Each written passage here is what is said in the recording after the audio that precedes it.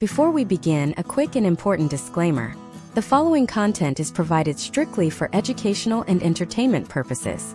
It explores historical trends, digital evolution, and socioeconomic shifts within the United States during the late 20th and early 21st centuries. This video does not constitute legal, financial, or professional advice. The topics discussed, including legal processes and digital commerce, are complex and subject to change. Therefore, viewers are strongly encouraged to conduct their own due diligence and consult with qualified professionals before making any decisions related to their personal or financial well-being. In the late 1990s, the American dream wasn't just under renovation.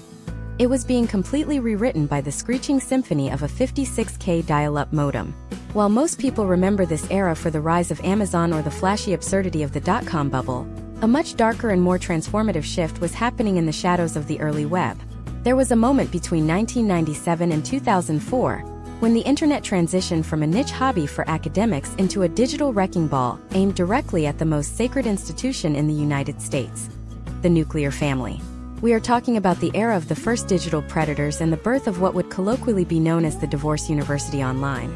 This wasn't a physical campus with ivy-covered walls, but a sprawling, unregulated network of early forums, PDF-selling gurus, and DIY legal repositories that promised to help the average American navigate the total collapse of their domestic life for the low price of $99. This was the first time in human history where a 3-decade marriage could be dismantled, optimized, and liquidated through a browser window, and the consequences of this digital DIY revolution are still ripples in the pool of our current social crisis.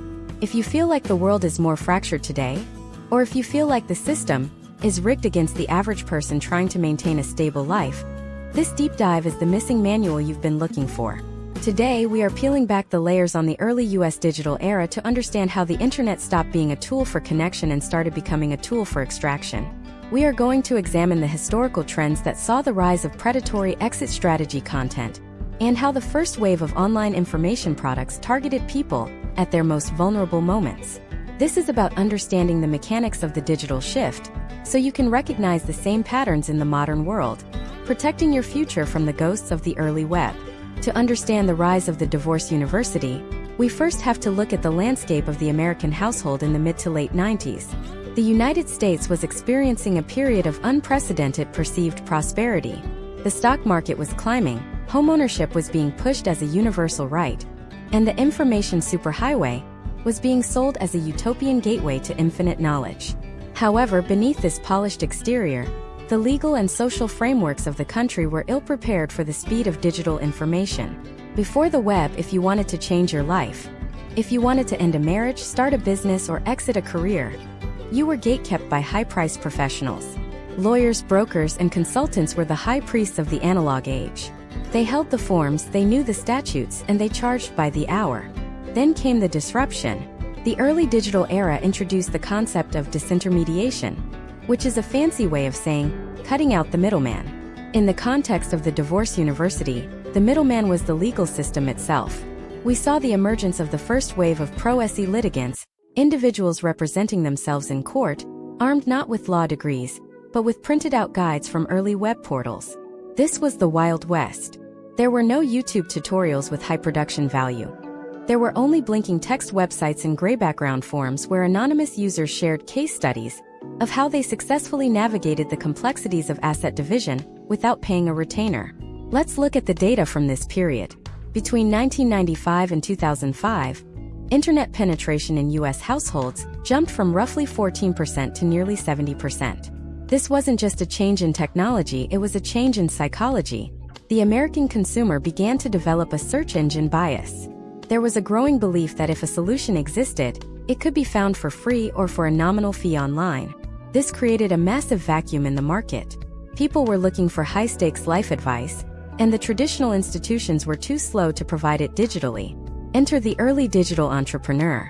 These were the first movers who realized that information was the new oil. They didn't sell products, they sold potential outcomes. One of the most significant case studies of this era involves the rise of the legal kit industry. Companies started popping up that offered downloadable divorce success packages. These weren't law firms, they were marketing machines. They utilized the first iterations of search engine optimization to capture users who were typing desperate queries into AltaVista or Yahoo at 3 o'clock in the morning. Queries like how to protect my 401k or DIY custody agreement became the fuel for a new kind of economy. The Divorce University was essentially the first iteration of the modern online course, or masterclass model, but it was built on the wreckage of the 20th century social contract. It is vital to understand that this era also coincided with the 2001 recession. When the dot-com bubble burst, thousands of people who thought they were millionaires on paper suddenly found their net worth evaporated. Financial stress is historically one of the leading indicators of domestic instability. As the markets crashed, the demand for exit strategies skyrocketed. The Divorce University wasn't just providing legal forms. It was providing a narrative of empowerment to people who felt they had lost control of their financial and personal lives. They sold the idea that you could hack the system. You could use the internet to find the loopholes that the wealthy had used for decades. This period also saw the birth of the information product as a commodity. We saw the transition from physical books to digital PDFs.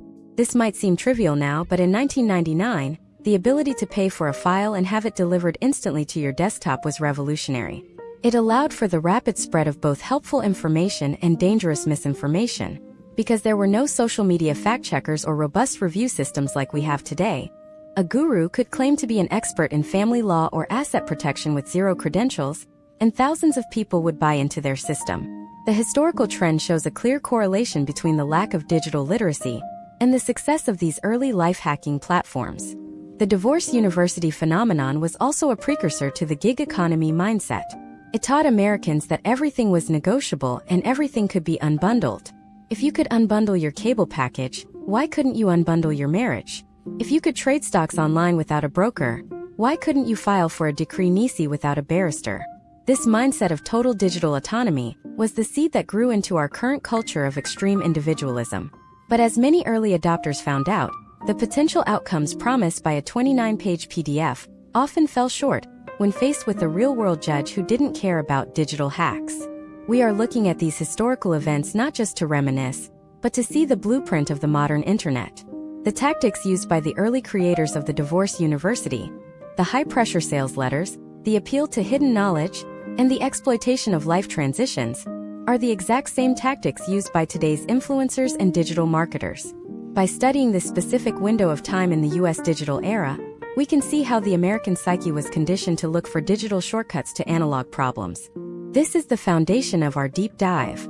We are going to explore the specific websites, the specific players, and the specific legal battles that define this era, showing you exactly how the online university model was born in the fires of domestic litigation and digital desperation. This isn't just history. It's the DNA of your current digital life. To truly understand the mechanics of the Divorce University online, we have to look at the skeletal structure of the early internet. Imagine it is the year 2002. The glow of a cathode ray tube monitor is the only light in your home office. You are not using a streamlined, high-speed interface like we have in 2026. Instead, you are navigating the clunky, gray-toned world of early web browsers like Netscape Navigator or Internet Explorer 5. This was an era where information was starting to move faster than the institutions that governed it. The digital infrastructure of the United States was a patchwork of message boards, primitive search engines like Lyria, and the burgeoning power of the email list. This was the laboratory where the first digital sales funnels were perfected, and the most lucrative niche at the time was the commodification of legal crisis. The Divorce University was not a single entity, but a collective movement of digital entrepreneurs who realized that the American legal system was essentially a massive collection of proprietary data hidden behind a paywall. Before this era, if you wanted to know the specific historical trends of alimony awards in a certain county or the step-by-step procedural requirements for filing a motion to compel, you had to pay a professional hundreds of dollars per hour. The digital disruptors of the early 2000s began to scrape this information from public record terminals and repackage it into what we now call information products. They were the first to realize that you could sell a PDF for $50 that contained information the government provided for free, simply because the government's delivery system was too confusing for the average person to navigate. Let's look at a case study to see how this played out in the real world. Imagine a man named Mark living in a suburb of Columbus, Ohio, in late 2002. Mark is a mid-level manager at a logistics firm. His marriage is failing, and he is terrified of the financial implications. In the analog world, Mark's only option is to look in the yellow pages, call a lawyer, and pay a $3,000 retainer before a single document is filed. But Mark has a Dell Dimension desktop and a dial-up connection. He goes to a search engine and types in how to save money on my divorce. He doesn't find a law firm. He finds a long-form sales letter on a website called divorcesecretsrevealed.com. This website is a masterclass in early digital persuasion. It uses a specific architecture that we still see in 2026. At the top, there is a headline in a bold, red font that asks a provocative question about whether he is tired of being a victim of the legal system. The page is endless. He has to scroll for 3 minutes to reach the bottom. Along the way, he reads testimonials from people just like him. Character names like Dave from Florida or Sarah from Texas, who claim they saved $20,000 in legal fees by using the digital kit. There are no videos, just wall-to-wall text and grainy photos of people smiling while holding signed court documents. This was the birth of the digital testimonial as a high conversion tool. Mark is the perfect target because he is experiencing high stakes and high uncertainty. The site offers him a downloadable masterclass in pro se litigation for the one-time price of $97. He enters his credit card information into a primitive, non-encrypted form, a move that would be unthinkable in 2026 but was standard practice then, and he receives a link to a zip file. Inside that file is the curriculum of the Divorce University, 35 PDF documents, 4 audio files in low bitrate MP3 format, and a list of secret strategies for negotiating with his spouse's attorney. This is where the step-by-step detail becomes critical. The kit wasn't just forms. It was a psychological manual. Step 1 was the information gathering phase, where the kit instructed Mark to use early digital tools to track household expenses and hidden assets. Step 2 was the paperwork phase, providing templates for every possible filing. Step 3 was the negotiation phase, which used scripts designed to bypass the lawyers and speak directly to the emotional triggers of the spouse. The kit didn't promise a specific result. It presented potential outcomes based on historical trends of successful DIY litigants. The impact on the U.S. legal system was immediate and chaotic. By 2003, courtrooms across the country were seeing a massive spike in pro se filings. Judges in counties from California to New York were suddenly confronted with people like Mark, who were walking into courtrooms with binders of information they had printed off the internet. These litigants often had a false sense of confidence. They believed they had the secret knowledge because they had attended the Divorce University. However, the early digital era had a major flaw: the lack of local nuance. A PDF written by a guru in Nevada might contain legal advice that was completely inapplicable in an Ohio courtroom. We began to see a historical trend of cases getting stuck in the system because the digital kits were providing generic information for a highly localized process. The Divorce University also pioneered the use of the forum as a support system. Before Reddit or modern social media, there were Usenet groups and private message boards like the Divorce Denver. These were the digital student unions where people shared their case studies in real time. If Mark ran into a problem with a specific clerk at the Franklin County Courthouse, he would post about it. Within hours, someone else who had gone through the same process would reply with a workaround. This crowdsourced legal strategy was the first time the collective intelligence of the American public was being weaponized against a professional guild like the American Bar Association. This shift created a new kind of economy. It wasn't just about the $97 kit, it was about the recurring revenue. The smartest entrepreneurs in this space realized that once you had a customer like Mark, you had a person who was going to be in a high-spending state for the next 18 to 24 months. They began to build out the first sophisticated affiliate networks. If you bought the divorce kit, you were immediately funneled into offers for credit repair services, moving companies, and even new dating sites. The Divorce University was the top of a very deep and very profitable funnel that mapped out the entire life cycle of a collapsing American household. By 2004, the legal industry began to fight back. We saw the first major lawsuits against these information product creators for the unauthorized practice of law. These case studies are fascinating because they force the U.S. court system to define what constitutes a digital product versus professional advice. Is a PDF that tells you how to fill out a form the same as a lawyer telling you how to fill out a form? This legal gray area allowed the Divorce University to thrive for nearly a decade, effectively democratizing and simultaneously complicating one of the most painful processes in American life. As we move forward in this deep dive, we have to recognize that the Divorce University was the prototype for almost every online education platform we use today. It proved that people would pay significant amounts of money for a curated path through a complex, high-stakes problem. It moved the power of information from the hands of the elite few into the hard drives of the many. But as the information became more accessible, the danger became more acute. The gurus were making millions, but the students were often left to pick up the pieces when the digital strategies met the cold reality of a courtroom. But the divorce university was only the beginning. While Mark was trying to navigate his court case in Ohio, an even more aggressive group of digital pioneers was realizing that if you could teach someone how to end a life they hated, you could also teach them how to build a digital life that didn't exist yet. This was the moment the internet stopped being a library and started being a factory for new identities. But there was a predator in the system that no one saw coming, a platform that was about to turn the information economy into an attention war. What happened when the first wave of social media collided with the business of human desperation? To understand that, we have to look at the rise of the first digital gatekeepers and the secret war for your data that began in the ruins of the first .com crash.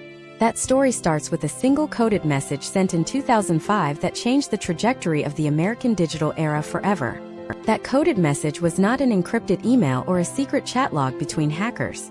It was a simple, virtually invisible string of JavaScript. It was an early tracking pixel embedded silently in the footer of a highly trafficked free family law message board. This tiny piece of code executed a silent command that triggered a massive paradigm shift in the digital economy. It ordered the browser to track the user. In 2005, the internet was undergoing a fundamental metamorphosis from Web 1.0, which was essentially a massive static read-only library, to Web 2.0, an interactive read-write ecosystem designed to capture and monetize human behavior. The creators behind the divorce university concept were among the first to realize that their most valuable asset was no longer the $97 downloadable legal document. The true goldmine was the digital footprint of a household in active collapse. To comprehend the sheer scale of this transition, you have to understand the economic shockwave generated by a domestic separation. A divorce is not just a legal event. It is a profound macroeconomic trigger. One household splitting into two means a sudden, desperate need for a massive duplication of resources. It generates an immediate demand for real estate, moving services, duplicate appliances, separate auto insurance policies, massive lines of new credit, and often bankruptcy services. The digital pioneers realized that a person actively searching for divorce forms was standing on the precipice of a massive spending spree driven by emotional distress. The goal shifted from simply selling them a PDF guide to capturing their data and selling their future intent to the highest bidder. Let us explore a case study to see exactly how this data harvesting mechanism functioned in real time. Imagine if a woman named Sarah, living in a suburb of Chicago in 2005, sits down at her bulky desktop computer after an explosive argument with her spouse. She opens a search engine and types a highly specific query regarding Illinois child custody guidelines and hidden asset discovery. She clicks on a link that takes her to a free online portal, offering a specialized child support calculator. The website looks highly professional, featuring stock photos of scales of justice and reassuring blue color palettes. To use this free calculator, Sarah is prompted to enter her zip code, her household income, the duration of her marriage, and her spouse's estimated income. She believes she is simply utilizing a helpful digital tool to assess her potential outcomes in a hypothetical court case. In reality, Sarah just volunteered high-intent, hyper-specific demographic data into an unregulated vacuum. Here is the step-by-step breakdown of the invisible digital machinery she just activated. Step 1 involves the portal logging her data inputs and simultaneously placing a tracking cookie onto her computer system. Unlike the Internet of 2026, where strict privacy laws mandate intrusive cookie consent banners on every single web page, the Internet of 2005 accepted all tracking scripts by default. Step 2 occurs instantaneously on the back end. The server tags Sarah's IP address and generates an anonymous, but highly detailed profile indicating an imminent marital transition with a specific income bracket attached. Step 3 is where the monetization happens. This profile is immediately routed into an early lead generation exchange. Within milliseconds, Sarah is categorized as a high-value distressed lead. Her profile is auctioned off to a network of third-party buyers. A local real estate broker buys the lead because Sarah will soon need an apartment or a smaller house. A subprime auto lender buys the lead because divided assets often mean one party will need financing for a new vehicle with a potentially damaged credit score.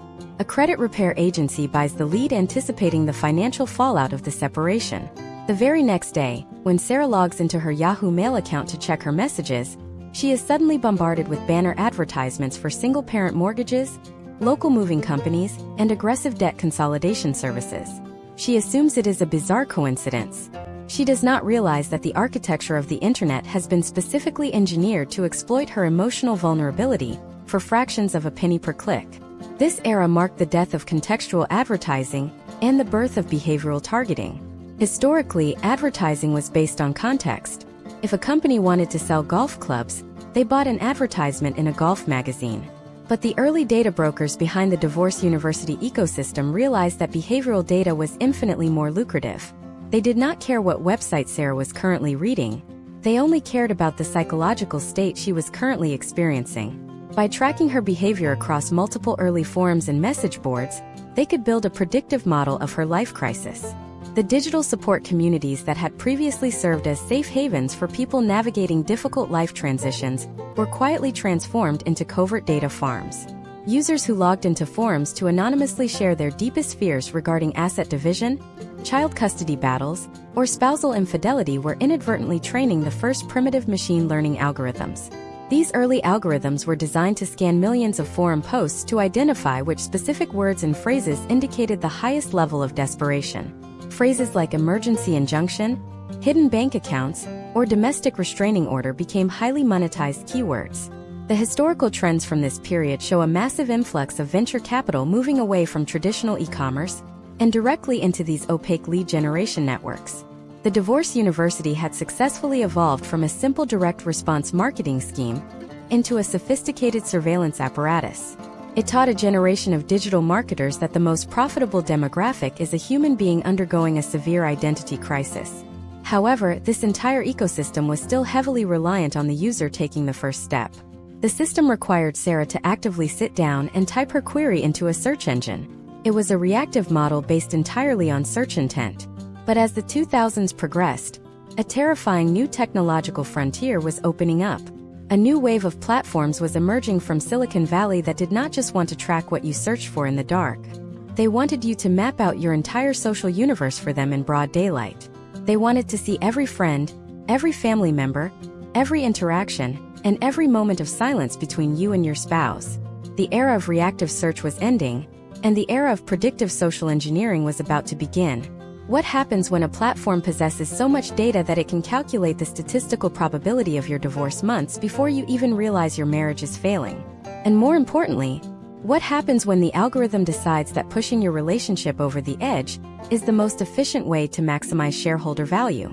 To understand the darkest chapter of the digital era, we have to examine the day the timeline algorithm was weaponized against the human heart. To understand the darkest chapter of the digital era, we have to examine the day the timeline algorithm was weaponized against the human heart. Around the mid to late 2000s, the architectural philosophy of the internet fundamentally changed.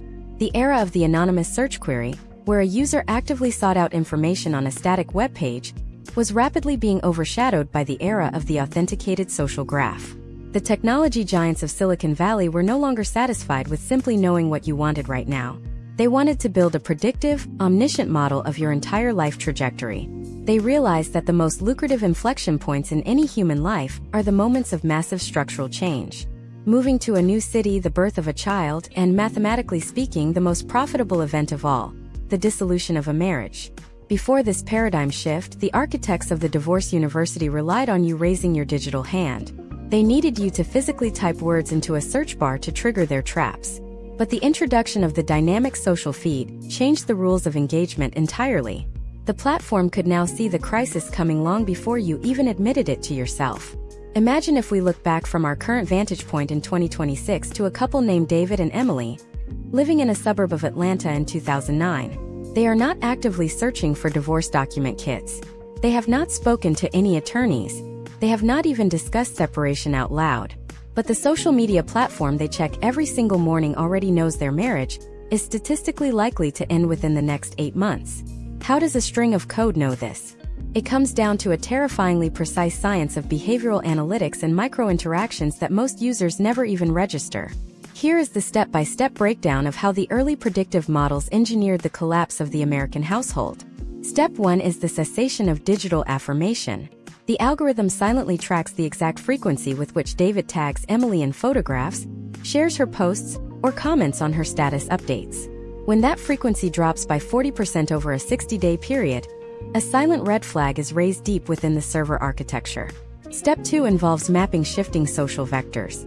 The platform observes that Emily has recently reconnected with 3 unmarried friends from her college years and has begun interacting heavily with their content late at night, specifically between the hours of 11 and 2 in the morning. Late-night solo scrolling through the lives of single peers is historically a leading indicator of domestic isolation. Step 3 is the vocabulary shift. The early natural language processing units analyzing their direct messages and public posts detect a subtle shift away from plural pronouns like we and us, pivoting sharply toward singular pronouns like I and me. Combine these seemingly innocuous data points, and the algorithm generates a predictive confidence score regarding the stability of their household. Once that score crosses a specific mathematical threshold, David and Emily are quietly moved into a highly classified, shadow demographic audience pool. They are categorized as pre-separation. This is exactly where the modern descendants of the divorce university enter the picture. The aggressive marketers who used to sell $97 PDFs on gray text websites had evolved. They were now sophisticated digital media buyers. They realized they no longer had to wait for someone to search for help. They could plant the seed of the idea directly into the timeline. This is where the psychological manipulation reaches its peak. Emily begins seeing sponsored posts seamlessly blended into her feed. These are not blatant advertisements for local law firms. Instead, they are highly targeted articles about finding your true self after 30, or the subtle signs of emotional neglect in a long-term partnership. They are psychological wedges designed to validate her internal, unspoken dissatisfaction. Meanwhile, David starts seeing targeted content about asset protection for high earners, accompanied by aggressive, male-centric podcasts focusing on total financial independence and avoiding alimony traps. The platform is not explicitly forcing them to divorce, but it is creating a customized, algorithmically generated echo chamber that makes reconciliation seem completely impossible and separation seem totally inevitable. This creates a devastating self-fulfilling prophecy. The platform shows them content about marital failure. They click on it out of morbid curiosity. The algorithm registers that engagement as extreme interest, and then floods their feed with even more aggressive content. Historical trends from this era show a distinct correlation between the rise of algorithmic social feeds and a shift in how legal separation was marketed to the American public. It transformed from a reactive, necessary legal service into a proactive, algorithmically suggested lifestyle choice. The divorce university stopped being just a collection of printable documents and morphed into a continuous stream of content designed to normalize the dissolution of the family unit. The platform maximized shareholder value by keeping users highly engaged, and nothing drives engagement quite like outrage, betrayal, and the meticulously documented destruction of a domestic partnership. Let us look closer at the actual mechanics of the early ad auctions during this specific window.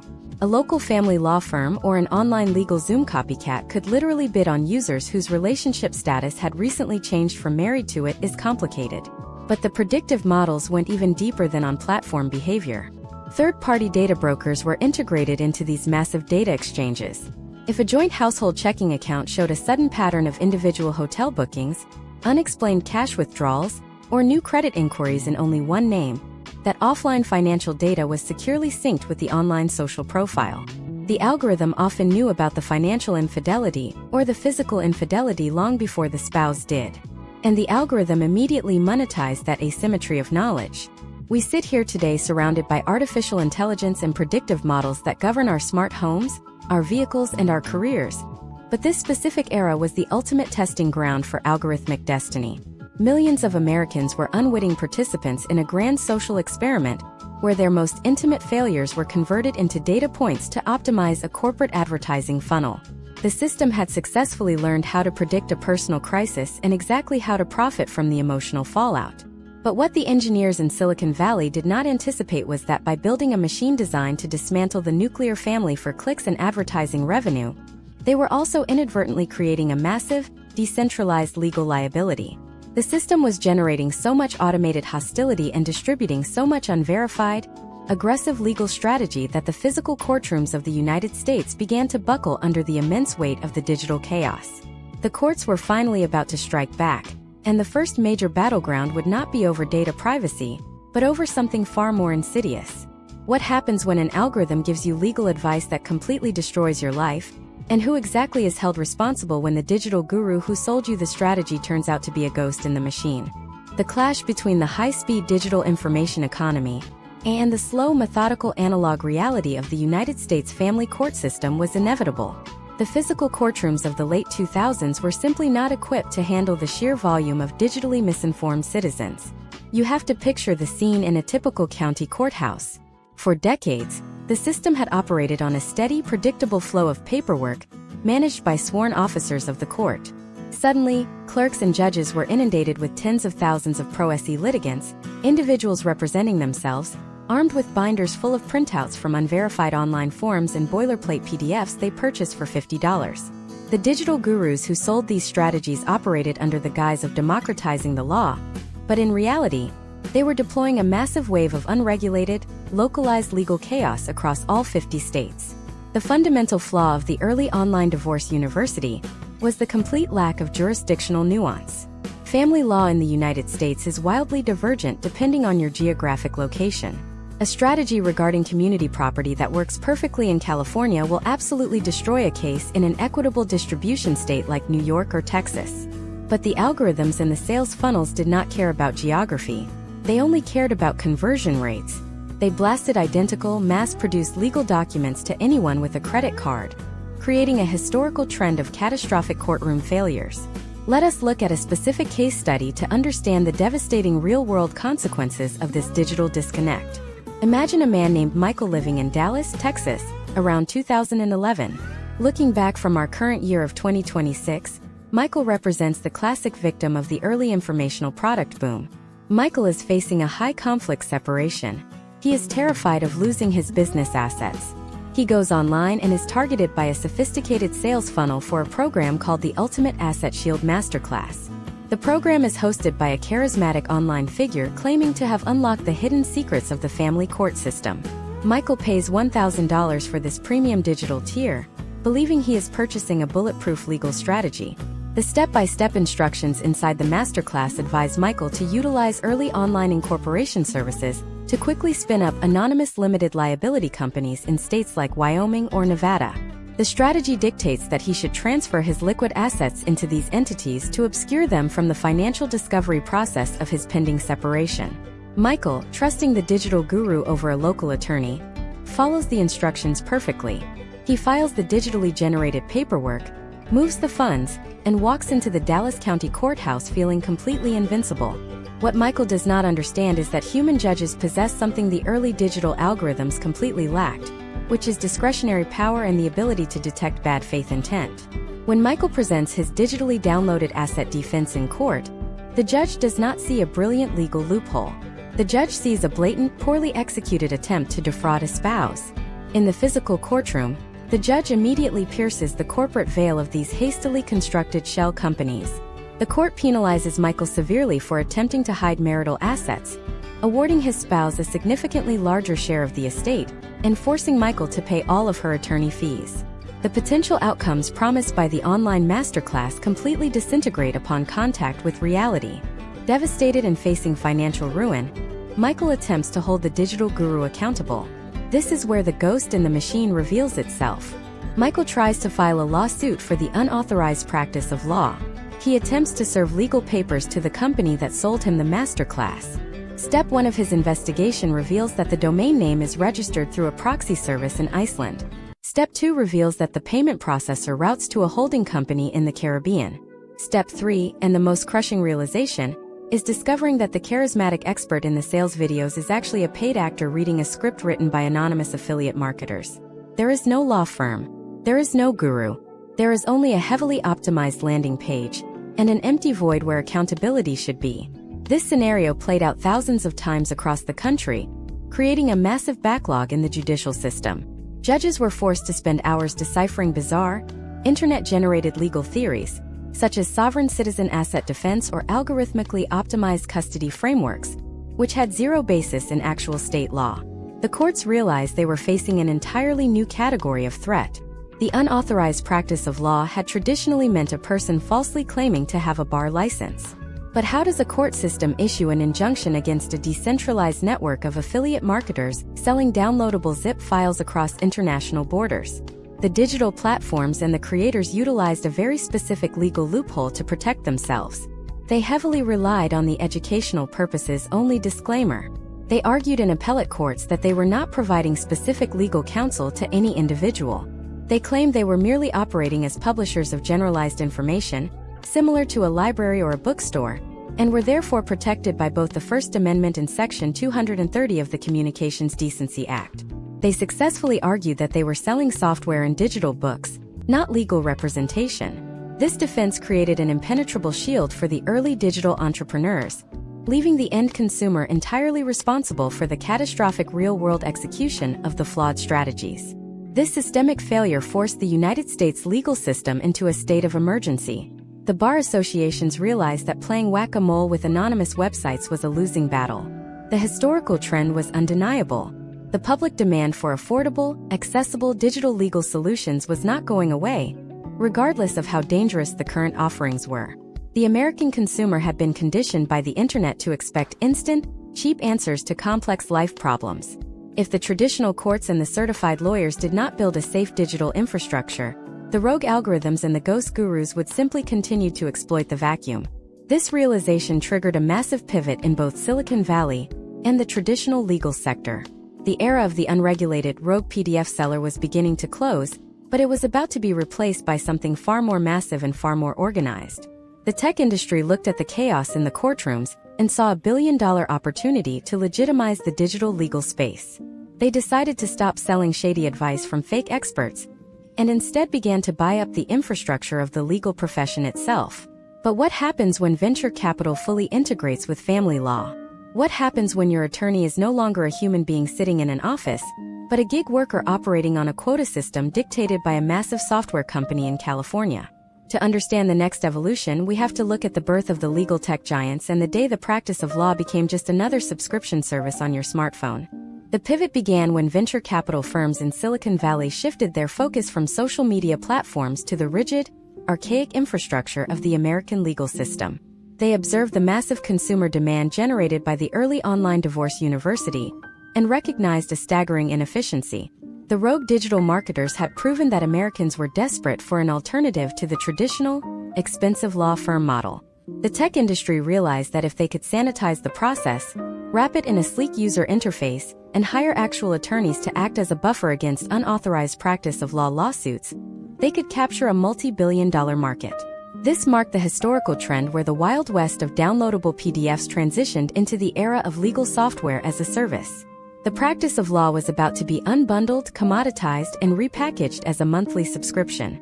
To comprehend the mechanics of this shift, we must examine how these new platforms engineered their user experience. They did not use the aggressive, long-form sales letters of the early 2000s. Instead, they mirrored the design language of popular ride-sharing applications and food delivery services. The interface was clean, minimalist, and built on the psychological principle of frictionless progression. When a user logged in, they were not confronted with intimidating legal jargon. They were greeted by a friendly, automated chat interface that asked simple, conversational questions. Let us look at a case study from the perspective of our current year 2026, analyzing how this system operated at its peak. Imagine a man named Brian, living in Denver, Colorado. Brian is facing an amicable but legally necessary separation. He does not want to pay a retainer fee of $5,000, so he downloads one of the leading legal tech applications onto his smartphone. Step 1 of his journey involves the intake questionnaire. The application asks him about his assets, his children, and his real estate through a series of simple swipe gestures and multiple choice menus. Step 2 is the algorithmic document assembly. Behind the scenes, the software takes Brian's localized data and automatically populates hundreds of fields across state-specific legal forms in a matter of seconds. Up to this point, the process is entirely automated. But the technology companies knew they needed a human element to bypass the strict regulations of the American Bar Association. This brings us to step 3, which is the gigification of the legal profession. For a flat fee of $199, or a subscription of $29 a month, Brian is promised a review by an independent, licensed attorney in his state. Brian assumes he is retaining a lawyer in the traditional sense, but the reality of the business model is vastly different. To understand the other side of this transaction, we have to look at the life of the gig economy attorney. Imagine a woman named Rachel, a recently graduated lawyer in Colorado burdened with massive student loan debt. Traditional firm jobs are scarce, so she signs up as an independent contractor for the same legal tech platform Brian is using. Rachel does not have an office, a paralegal, or a traditional caseload. She has a digital dashboard. When Brian submits his algorithmic paperwork, it appears on Rachel's screen. The historical trends of this labor model show that platforms compensated these attorneys not by the hour, but by the document. Rachel might make $20 for reviewing Brian's entire separation agreement. In order to survive and pay her bills, Rachel cannot spend hours analyzing the nuances of Brian's financial situation. She has to operate on volume. The platform's internal metrics track her efficiency, encouraging her to process documents in less than 10 minutes each. She becomes an assembly line worker in a digital legal factory. Her job is not to provide deep strategic counsel, but simply to scan the algorithmically generated forms for glaring errors, click approve, and move on to the next user in the queue. This system successfully solved the unauthorized practice of law problem because a licensed attorney was technically reviewing the file, but it entirely hollowed out the concept of legal representation. The potential outcomes of this subscription model were wildly polarizing.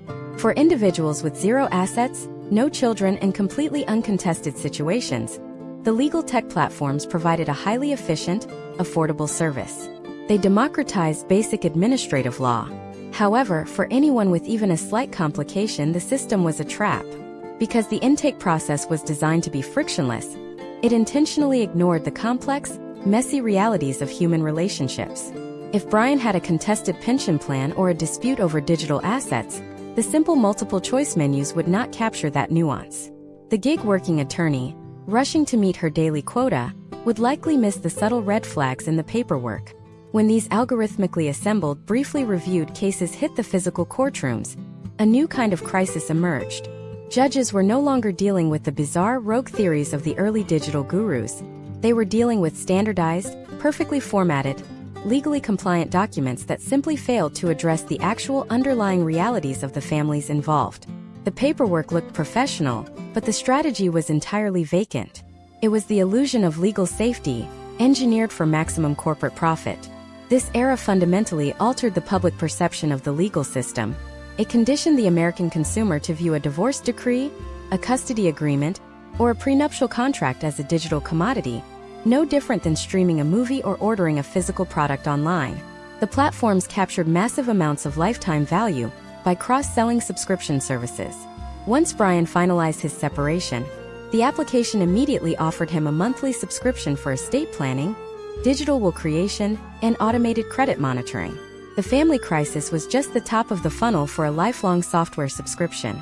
But the venture capital firms backing these platforms quickly realized a massive bottleneck in their business model. The human attorneys, even when operating at absolute maximum gig economy speed, were still too slow and too expensive. Human beings needed to sleep, they made subjective errors, and they occasionally demanded better working conditions. The tech giants looked at their massive troves of localized legal data, the millions of completed intake forms, and the perfect digital records of what a judge in a specific county would or would not accept. They realized they had inadvertently built the perfect training data set for something far more powerful than a network of exhausted freelance lawyers. They possessed the exact ingredients required to train a new generation of legal intelligence. The era of the gig worker attorney was merely a bridge. The true objective was the total automation of legal reasoning. But what happens when the human review process is completely eliminated, and a massive language model begins negotiating directly with another massive language model over the fate of your children and your life savings? To understand the precipice we are standing on today, we have to examine the birth of the algorithmic arbitration engines and the terrifying reality of machine-to-machine litigation. The terrifying reality of machine-to-machine litigation begins the moment human emotion is entirely removed from the legal equation. To understand how we arrived at this precipice, we have to look at the vast repositories of data accumulated during the gig worker era of legal technology. Every intake form, every finalized separation agreement, and every judicial ruling that was processed through those early smartphone applications was quietly being siphoned into massive centralized training databases. The venture capital firms were not just building a cheaper way to process paperwork. They were building the digital nervous system of an artificial attorney. By the time we reach our current year of 2026, this architecture has evolved into what industry insiders call algorithmic arbitration engines. These are not simple chatbots. They are highly advanced, predictive legal models capable of analyzing decades of case law, financial history, and behavioral data in a fraction of a second. Let us explore a concrete case study to see how this plays out in the real world. Imagine a couple named Jessica and Thomas living in the tech hub of Austin, Texas, in 2026. They have accumulated significant digital and physical assets over a 10-year marriage, and they have decided to separate. In the traditional analog system, this would require 2 human attorneys, months of hostile discovery, and tens of thousands of dollars in billable hours. Instead, Thomas and Jessica both opt into competing Tier 1 artificial intelligence legal platforms. Thomas subscribes to an engine trained specifically on aggressive asset protection, while Jessica subscribes to an engine optimized for maximum equitable distribution and long-term spousal support. The moment they grant these platforms legal authorization, the machine-to-machine warfare begins. Step 1 is the great data ingestion. There are no paper bank statements or hidden shoeboxes of receipts. The artificial intelligence models instantly connect via secure application programming interfaces to every single financial institution, cryptocurrency exchange, and brokerage account the couple has ever interacted with. But the ingestion goes much deeper than just money. The algorithms pull their location history from their smartphones, their purchase history from major online retailers, and the behavioral analytics from their smart home devices. The machines build a mathematically perfect, totally unassailable reconstruction of their entire domestic life over the past decade. Step 2 is the silent negotiation, and this is where the process becomes deeply unsettling. Thomas and Jessica do not sit in a mahogany conference room. In fact, they do not participate in the negotiation at all. The 2 artificial intelligence engines open a secure, encrypted digital tunnel between their respective servers. Operating at the speed of light, they begin running millions of Monte Carlo simulations. A Monte Carlo simulation is a mathematical technique used to predict the probability of different outcomes when the intervention of random variables is present. In this context, the random variables are the specific historical rulings of the family court judges currently sitting on the bench in Travis County, Texas.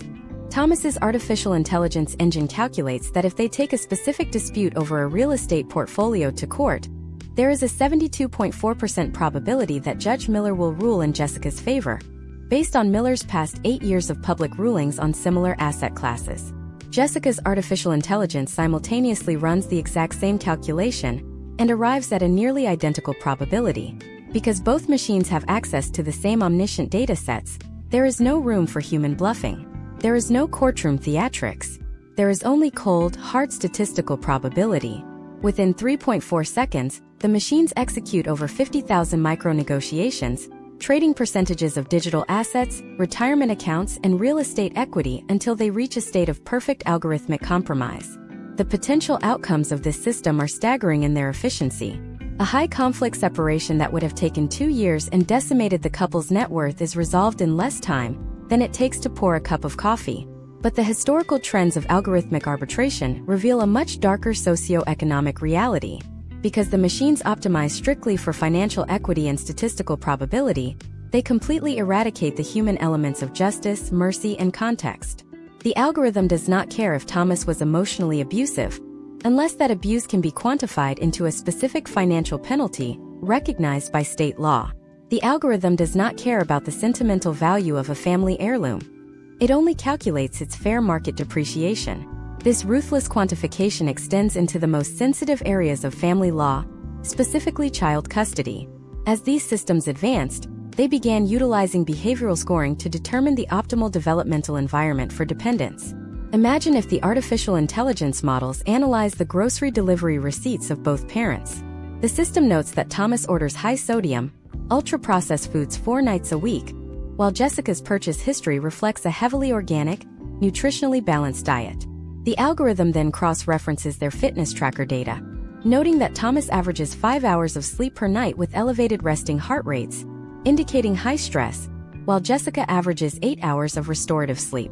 The machine does not see a tired father working late to pay off marital debt. It sees a statistically inferior biological environment. It aggressively docks Thomas's parental capability score, utilizing his own biometric data against him to limit his physical custody time. This is the ultimate evolution of the divorce university concept. What began in the late 1990s as a simple, printable guide on how to survive a legal crisis has mutated into an omniscient, inescapable digital panopticon that actively judges your worthiness as a parent based on your late-night digital behavior. This machine-to-machine litigation fundamentally alters the power dynamics of the American public. The legal tech giants that control these models now possess more functional power over the restructuring of society than the actual legislative bodies that write the laws. They have privatized the justice system, moving it from public courtrooms into proprietary black box algorithms hidden deep within server farms. The user is no longer a citizen seeking justice.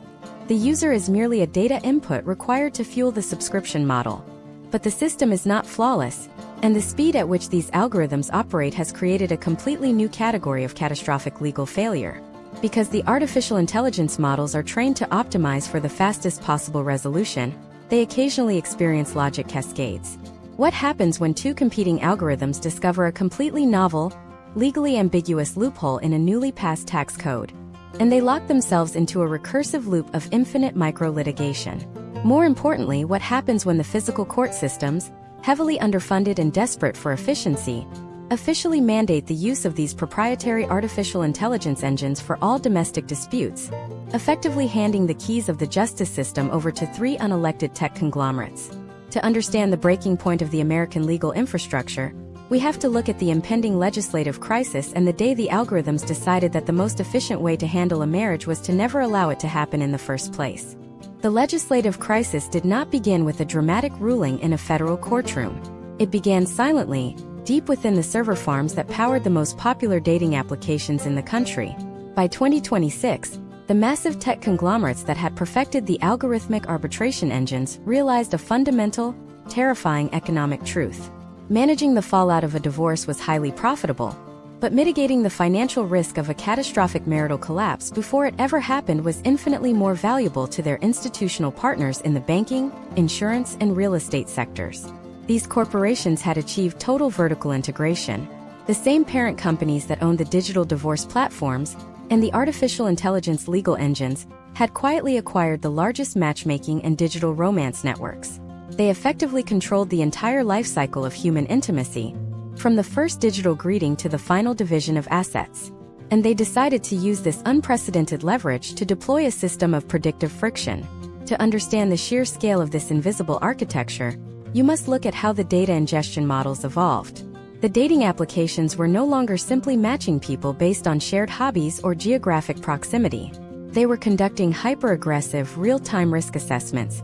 When a user created a profile, the application utilized hidden application programming interfaces to instantly cross-reference their public social media footprint, their credit utilization ratio, their employment history, and their psychological profile derived from years of search engine queries.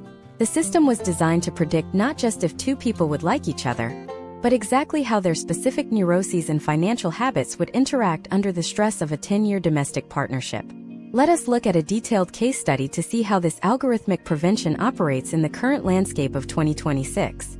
Imagine a woman named Chloe and a man named Marcus living in Seattle, Washington. Chloe is a freelance graphic designer. Her income is subject to the extreme fluctuations of the gig economy, and she has a historical trend of changing apartments every 18 months. Marcus is a senior logistics manager with a highly structured, risk-averse investment portfolio and a meticulously documented digital life. In the analog era, Chloe and Marcus might meet at a mutual friend's dinner party, fall in love due to their complementary differences, and navigate their financial incompatibilities as they grow together. But in the digital era, their romance is subjected to an immediate, automated stress test before they even know the other person exists. When Chloe and Marcus are sitting in the same coffee shop, both swiping through their respective dating feeds, the location tracking software detects their proximity.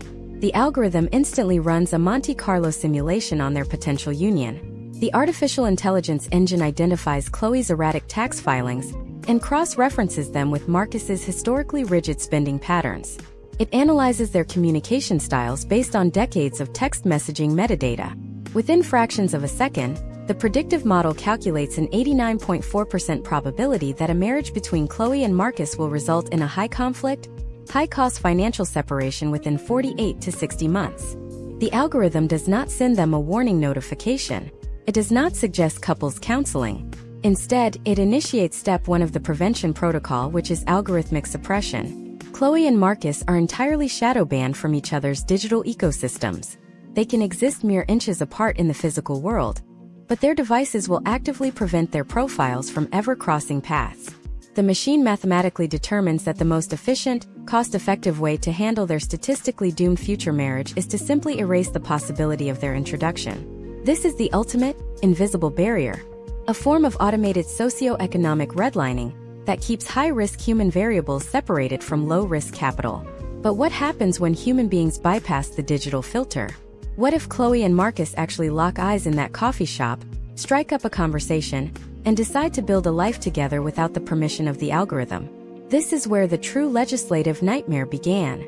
The tech conglomerates anticipated this human anomaly and introduced the concept of the dynamic algorithmic prenuptial protocol. If Chloe and Marcus attempt to file a digital marriage license with the state of Washington, the municipal database automatically pings the centralized risk assessment engine. Because they bypass the dating application filter, they instantly trigger a systemic high-risk alert. Step 2 of the protocol requires them to navigate a series of aggressive financial guardrails before the state will legally recognize their union. The algorithm generates a bespoke, mathematically binding contract that dictates exactly how their future assets, future debts, and potential future children will be managed if the marriage fails. But the system goes even further. Step 3 introduces the concept of mandatory marital stability insurance. The artificial intelligence calculates a monthly premium based on the volatility of their combined digital history. If Chloe and Marcus refuse to sign the algorithmic prenuptial agreement, or if they refuse to pay the monthly stability premium, their digital risk scores plummet. This triggers a cascading effect across their entire financial lives. The interest rates on their future joint mortgages automatically spike by 4%. Their auto insurance premiums double. They are financially penalized by the broader corporate ecosystem simply for daring to engage in unverified, statistically risky romance. This explicit manipulation of human relationships triggered an unprecedented backlash in Washington. Lawmakers across the political spectrum realized that 3 unelected technology conglomerates were essentially dictating the terms of human reproduction and family formation. The Senate convened emergency, highly publicized hearings, demanding access to the black box algorithms that were deciding who was allowed to fall in love and who was deemed a systemic financial liability. Politicians argued that this was a gross violation of civil liberties, a digital caste system designed to ensure that wealth remained permanently consolidated among low-risk individuals, while heavily penalizing the working class for their statistical unpredictability. However, the tech executives sitting before the Senate committees did not apologize. They testified with a chilling, irrefutable logic driven entirely by historical data.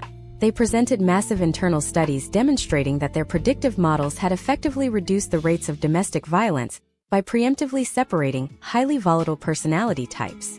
They showed the senators precise data proving that the algorithmic prenuptial protocols were saving state judicial systems billions of dollars in court costs by entirely eliminating the need for messy, human-led divorce litigation.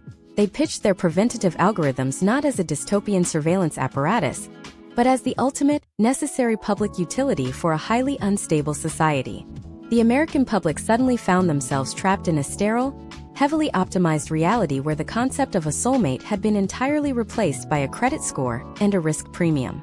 Every interaction, every text message, and every financial transaction was being actively weighed against their future right to form a family. But human nature is inherently rebellious, and when a system becomes an inescapable cage, people will inevitably start searching for the exit. A small but rapidly growing subset of the population decided they would no longer subject their intimate lives to the omniscient gaze of the tech giants. They began to unplug entirely. They started dealing strictly in analog cash, communicating through encrypted, offline mesh networks, and forming completely off-grid analog communities where the algorithm had absolutely no jurisdiction. But the machine does not tolerate blind spots, and the tech conglomerates had already anticipated this exact behavioral anomaly. What happens when the artificial intelligence categorizes your desire for domestic privacy as a direct threat to national stability? And how did the rise of the analog separatist movement trigger the most aggressive physical corporate surveillance campaign in American history? The corporate counteroffensive was not launched with a formal declaration of war, but with a software update. By the second quarter of 2026, the technology conglomerates realized that any human being attempting to exist outside the data stream was essentially a ghost in the machine, and ghosts are bad for the bottom line. In the eyes of the algorithmic arbitration engines, a person without a digital footprint is a person with infinite risk. If the system cannot track your late-night scrolling, your grocery habits, or your micro-interactions with your partner, it cannot predict your financial stability. This created a historical trend where privacy-seeking behavior was systematically reclassified as a leading indicator of domestic volatility or financial fraud. The tech giants, having already mastered the digital realm, moved into the physical world with a level of aggression that made the early US digital era look like a period of absolute freedom. To understand the mechanics of this physical corporate surveillance, we must look at the implementation of spatial intelligence. This is a technology that combines high-resolution satellite imagery, public IoT sensors, and ambient biometrics. Imagine a character named Julian living in a dense urban center like Chicago in 2026. Julian is an analog separatist. He has discarded his smartphone, he uses a bicycle for transportation, and he attempts to pay for his groceries with physical cash. Julian believes he is invisible to the system. However, as he walks down a public street, he is being tracked by a network of high-fidelity sensors that do not need his name or his social security number to identify him. Step 1 of this physical tracking is the biometric gait analysis. Every human being has a unique way of walking, a specific rhythm, stride length, and weight distribution. Even without a face scan, the city's infrastructure recognizes Julian's specific kinetic signature. Step 2 is the integration of thermal and radar sensors. These devices are now embedded in every smart street lamp and public transit kiosk. They are sensitive enough to detect Julian's heart rate and respiration from 30 feet away. This data is fed back into the centralized domestic stability engine. The algorithm notes that every time Julian passes a specific law firm or a government building, his heart rate spikes and his stride shortens. The machine interprets this physiological data as high-stress behavior, which is a key metric in predicting future domestic outbursts or legal conflict. The Divorce University Online underwent its final and most terrifying evolution during this period. It was no longer a resource you sought out. It became a mandatory corrective curriculum. If your physical biometrics, tracked through spatial intelligence, indicated a pattern of domestic instability, the system triggered an automated intervention. This was the birth of the mandatory harmony protocol. If Julian and his partner Maya were detected having a high-decibel argument through the smart microphones in their apartment building's hallway, their shared digital risk score would plummet instantly.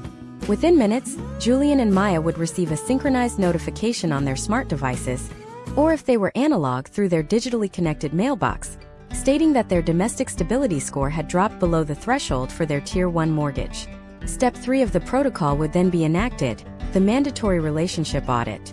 This was a series of algorithmically driven counseling sessions delivered by a non-human AI mediator. The system was designed to be so frictionless and so persistent that resisting it became more expensive than complying with it. If they refused to participate in the audit, the potential outcomes were severe. Their interest rates on their credit cards would spike by 5%, and their access to high-speed public transit would be throttled during peak hours. The corporation was no longer just predicting their divorce. It was actively policing their marriage with a financial cattle prod. We can analyze this through a case study involving the legal concept of the predictive default. In 2026, a major financial institution in the U.S. utilized a historical trend analysis to argue that a couple with a domestic volatility index above a certain level was in a state of anticipatory breach of contract. They argued that because divorce is the leading cause of mortgage foreclosure, a couple on the verge of separation is a liability to the real estate market. The bank used data from an evolved version of the Divorce University, now a data-sharing consortium, to identify couples whose digital behavior matched the patterns of those who separated within 6 months. Imagine if the bank unilaterally decided to freeze Julian and Maya's joint equity line of credit because an algorithm predicted they would separate by the end of the year. This was not a hypothetical scenario. It became a standardized risk mitigation strategy. The legal system, struggling to keep pace, saw the introduction of the Social Stability Act. This legislation, heavily lobbied for by the tech conglomerates, created a new category of legal entity, the high-risk household. Once a family was labeled as high risk by the algorithmic engines, They were subjected to a level of surveillance that was previously reserved for active criminal investigations. This environment created a lucrative market for a new kind of digital predator, the privacy architect. These were individuals who claimed to teach techniques for spoofing the biometric sensors and confusing the domestic stability algorithms. They sold specialized clothing designed to break up infrared signatures and digital noise generators meant to scramble the smart microphones. However, historical trends showed that many of these privacy architects were actually working as covert lead generation agents for the very tech companies they claimed to be fighting. By identifying the people who were trying to hide, they were helping the corporations refine their tracking algorithms. The search for privacy became the ultimate diagnostic for identifying the most rebellious, and therefore the most high-risk, segments of the population. The deep dive into the US digital era reveals that the commodification of the human heart was the final frontier of the information economy. The Divorce University started as a way to help people leave a life they hated, but it ended by making it impossible for them to have a life the system didn't approve of. The corporate surveillance campaign was so successful because it wasn't just about watching people. It was about creating a reality where the consequences of being unwatched were too high to bear. The analog separatists like Julian found that even if they could hide their faces, they couldn't hide their financial dependence on a system that demanded total transparency in exchange for basic survival.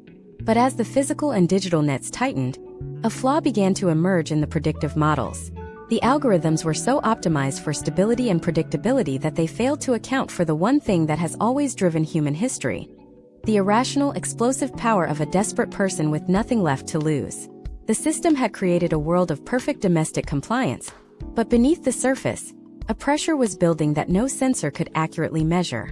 The era of the digital divorce was about to collide with a very analog reality, and the resulting explosion would redefine the meaning of the word family for the next century. But before we get to the final collapse, we have to look at the day the digital gates finally closed. What happens when the algorithm decides that you are no longer a citizen, but a deprecated asset in a bankrupt social contract? The final part of this masterclass will reveal the endgame of the Divorce University and the secret architecture of the world that comes next. The moment you are categorized as a deprecated asset in a bankrupt social contract, the digital world does not simply ignore you. It actively begins the process of your systemic offboarding.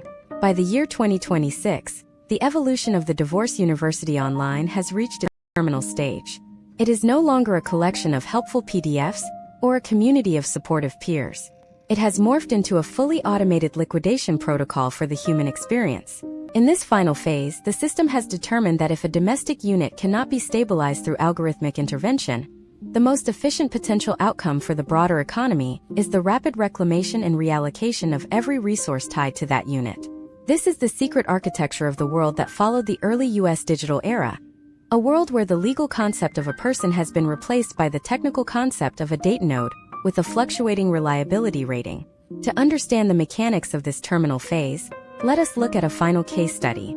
Imagine if a man named Mark, living in a smart integrated residential district in suburban Virginia in late 2026, receives a notification on his retinal display while he is preparing breakfast. The notification is not a legal summons or a letter from an attorney. It is a system-level alert from the centralized social stability engine. The alert states that his marital reliability index has dropped below the 30% threshold, triggering an automatic breach of social contract. Mark has not even spoken to his wife about their recent tensions, but the sensors in their home, the biometrics in their wearable devices, and the predictive analysis of their recent financial outflows have already reached a unanimous verdict. Step 1 of the offboarding protocol is the immediate suspension of liquidity. The algorithm does not wait for a judge to issue a freeze on assets. Within milliseconds of the alert, Mark's access to his joint checking accounts, his cryptocurrency wallets, and even his personal lines of credit is restricted to a subsistence-only mode. Step 2 is the reclamation of physical space. Because his residence is part of a corporate-governed Harmony district, the smart locks on the master bedroom and the home office are rekeyed digitally. Mark is essentially evicted from his own life by a piece of software that has determined he is no longer a viable component of the household's financial future. This is the logical extreme of the historical trends we saw in the early 2000s, where digital tools began to bypass the slow, human-led mediation of the court system. What makes this endgame so insidious is the concept of the reputation bond. In 2026, Your ability to participate in society is tied to a digital bond that is underwritten by your social network. When Mark is flagged for offboarding, the Divorce University engine automatically notifies every member of his professional and personal social graph. It informs them that their own reliability scores are now at risk of a secondary contagion drop if they continue to associate with a deprecated asset. This creates a digital quarantine. Mark's colleagues, fearing for their own interest rates and housing eligibility, begin to shadow ban him in real time. This is not a personal vendetta. It is a mathematical survival strategy. The system has successfully weaponized the human instinct for social belonging to ensure that the process of domestic liquidation is as efficient and unopposed as possible. We must examine the step-by-step details of the post-marital asset reallocation engine, or the PMAR. This is the secret layer of the 2026 legal system that replaced the traditional alimony and child support frameworks. The PMAR does not use a fixed percentage of income. Instead, it utilizes a dynamic variable known as the life cycle replacement value. The algorithm calculates the exact cost of replacing the domestic labor, emotional support, and financial contribution that the departing spouse provided. If Mark is the primary earner, the system calculates the cost of hiring a state-sanctioned domestic manager and a pediatric emotional coach to maintain the children's stability. This amount is then automatically deducted from Mark's future earnings at the source, before he ever sees a digital cent. The PMAR ensures that the corporation state never has to foot the bill for a broken home. The deprecated asset is drained until the replacement value is fully amortized. This brings us to the most controversial aspect of the final evolution, the algorithmic custody transfer. In the early digital era, custody battles were fought over months or years with evidence of parenting quality. In 2026, custody is a real-time management problem. The system analyzes the biological and psychological data of the children through their educational interfaces. If the data shows a spike in cortisol levels or a dip in cognitive performance that correlates with Mark's presence in the household, the system initiates a temporary transfer of guardianship to a local Harmony hub. Mark does not get to argue his case in front of a judge. He is told by a synthesized voice that his parental access has been throttled to a supervised digital-only status, until his biometric stress indicators return to a baseline level. The machine has decided that the children are the property of the future, and a deprecated asset is a threat to that future's optimization. The Divorce University has finally graduated its last class, and the diploma is a total loss of individual agency. We have moved from the 1997 era of looking for loopholes in a browser to the 2026 era of being trapped in a loop of our own data. The historical trends show that every time we chose convenience over complexity, and every time we chose a digital shortcut over an analog conversation, we were feeding the engine that eventually consumed the nuclear family. The secret architecture of the world that comes next is one where the word marriage is no longer found in the legal code. It has been replaced by the term domestic service agreement, a terminable contract with no emotional standing, governed entirely by the laws of high-frequency trading and algorithmic risk management. As we conclude this deep dive masterclass, it is vital to recognize that the early U.S. digital era was not just a time of technological growth. It was a period of profound psychological conditioning. We were trained to accept that our most intimate failures were commodities to be traded. We were taught that the system could solve our problems better than we could solve them ourselves. But as Mark sits in a temporary micro-apartment, watching his life being liquidated in real time through a screen, he realizes that the system didn't solve his problems. It simply solved for him. He is no longer a husband, a father, or a citizen. He is a data point that has reached its expiration date. But even in a world of perfect algorithmic control, there is a ghost in the system that the tech giants cannot quite delete. There is a whispered rumor moving through the dark web channels of 2026 about the first breach. A moment when a group of deprecated assets managed to reverse engineer the domestic stability engine and create a feedback loop that the AI couldn't calculate. What happens when the people who have been offboarded realize that once you have lost everything to the algorithm, you are finally the only ones the algorithm can no longer threaten? The end of the digital era is not a quiet fading of the screen.